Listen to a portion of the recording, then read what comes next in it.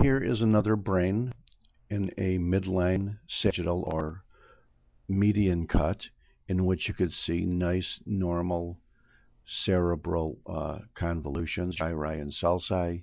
Cerebellum looks pretty good. Corpus callosum looks pretty good. The general pons and midbrain area, however, is not only sort of enlarged, but you can start to see some irregular signals. This is an MRI right here, and perhaps lesser up here. If this is a tumor, it is not very well defined, is it? And unfortunately, we have that same problem with the gross picture as well.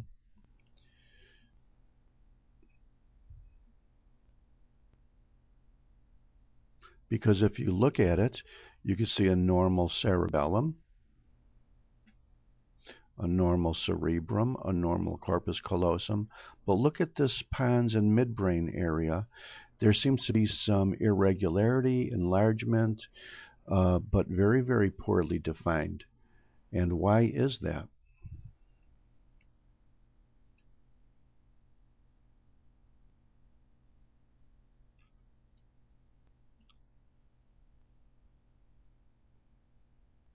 Well, the reason why is because even microscopically, it's very difficult to define this as well. Notice in the northeast is generally pinker than the southwest, but there is no really good delineation line. Here in the southwest, we have some northeast looking tissue, and here in the northeast, we have some southwest looking tissue. Here we have a little bit of a fold, and here we probably have a cutting artifact. Let's zoom in on it if we can. Notice, once again, there's a pinker, more normal brain appearing area, or perhaps terribly gliotic, but then the southwestern section looks very, very, very cellular.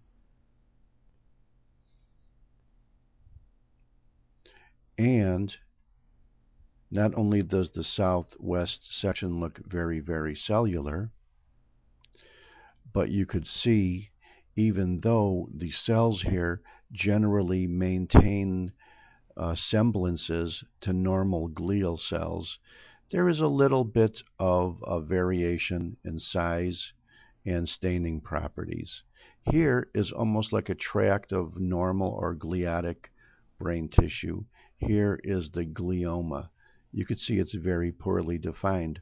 Now I'm going to go to a classical normal area up here now, if you take a look. And you could see a cerebral blood vessel. You could see some kind of normal looking brain tissue, although there is an increase in glial cells, possibly reactive. And now I'm going to go down to this area that looks solidly tumor and notice the difference. Oh, look at this. 99% of these cells are neoplastic glial cells. There'll appear to be some little residual tracts of brain here somewhere. But that's why this tumor looked very, very poorly delineated, both radiologically on the MRI as well as on the gross specimen. It's because it is. And this is very, very typical for many of the low-grade gliomas.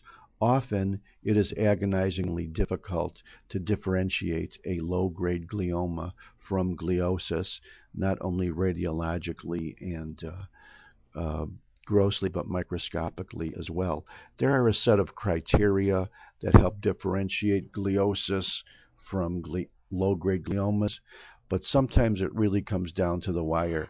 Nevertheless, I think in this case we could pretty safely say this is not gliosis, this is a glioma, because in the tumor areas like this, they all look like tumor cells for the usual reasons, although they are not highly bizarrely pleomorphic and necrotic like we see with the high-grade gliomas, i.e. glioblastoma multiformes. Thank you very much.